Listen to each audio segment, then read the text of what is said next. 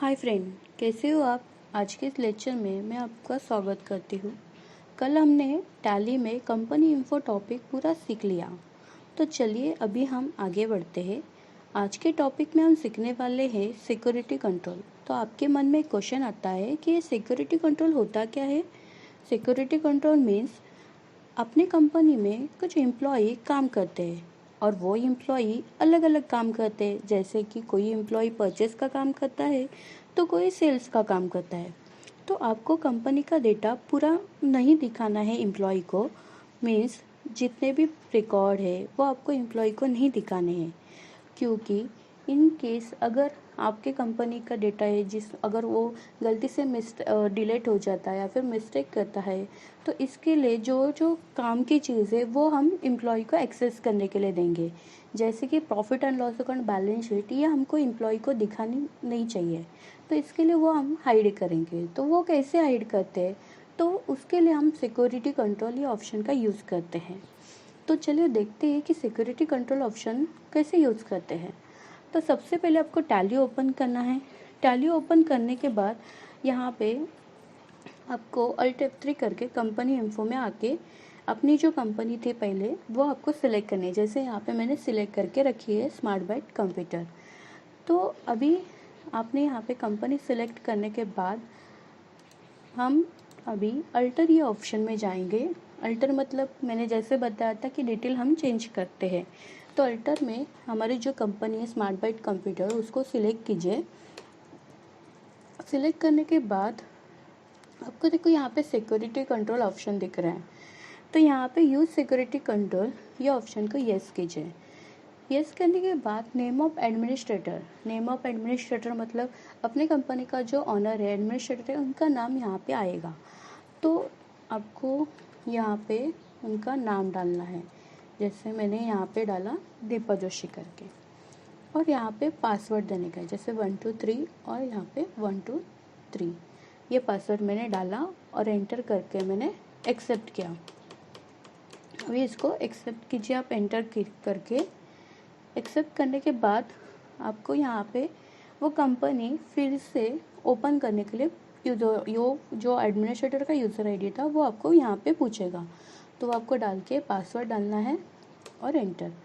Password डालने के बाद एंटर करने के बाद आपको एक्सेप्ट कीजिए, एस्केप कीजिए। एस्केप करने के बाद ये कंपनी इन्फो के ऑप्शन में आपको यहाँ पे देखो सिक्योरिटी कंट्रोल ऑप्शन दिख रहा है। तो ये ऑप्शन में आपको आना है। यहाँ पे सबसे पहले user and password. User and password मतलब आपकी कंपनी में जितने एम्प्लॉई है उनको अलग से यूज़र आईडी और पासवर्ड आपको देना है, क्योंकि वो जितना काम की चीज़ें वो एक्सेस कर सके।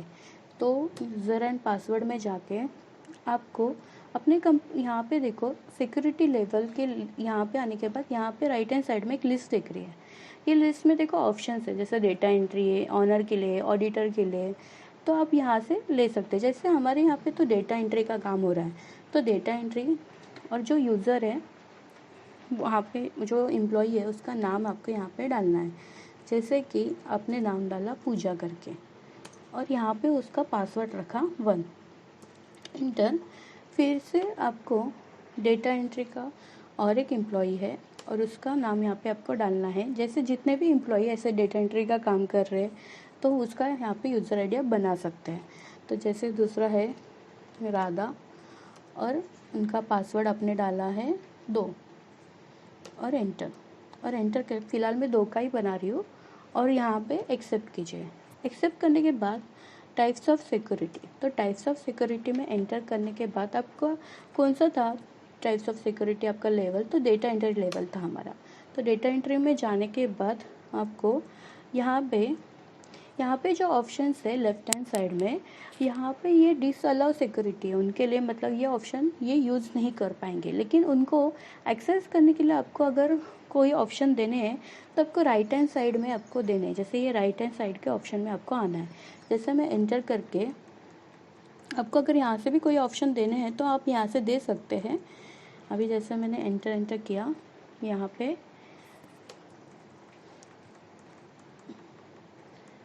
फिर यहाँ पे आने के बाद अभी देखो यहाँ पे आपको उनको क्या देना है, जैसे क्रिएट करना है और अल्टर भी करने का ऑप्शन देना है, या सिर्फ क्रिएट करने का देने का है, या सिर्फ डिस्प्ले करने का देने का है, तो यहाँ से आप वो ऑप्शन उस हिसाब से दे सकते हैं। जैसे कि क्रिएट और अल्टर का ऑप्शन आपको देने का है।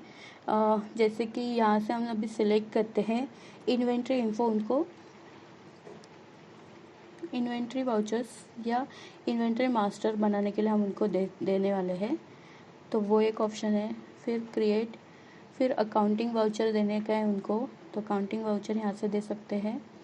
फिर क्रिएट, फिर यहाँ से आपको और कुछ देना है, जैसे आपको ये बहुत सारे ऑप्शन है, आप कौन सा भी ऑप्शन यहाँ से, जैसे उनको डे बुक चेक करने का, डेली का देने का है तो डे बुक, ऐसे करके आप एक एक करके दे सकते हैं। मैंने फ़िलहाल 3 दिए हैं। और एंड ऑफ द लिस्ट करके आप एस्केप कीजिए, और एस्केप करने के बाद आप बैक आ जाइए। बैक आने के बाद हमारी जो कंपनी थी, अभी हमने स्मार्ट बाइट कंप्यूटर्स कंपनी में चेंजेस किए थे, आप इसको शट डाउन कर दीजिए। शट डाउन करने के बाद अभी जब आप उसको सिलेक्ट करने के लिए जाएंगे, तो जैसे आप स्मार्ट बाइट कंप्यूटर या कंपनी सिलेक्ट करते हैं, तो आपको यहाँ पे यूज़र नेम पासवर्ड पूछेगा। अगर आप एडमिनिस्ट्रेटर का नाम मैंने लिखा था जो था दीपा जोशी, वो आप यहाँ पे एंटर करते हैं, तो फिर आप पूरा एक्सेस कर सकते हैं।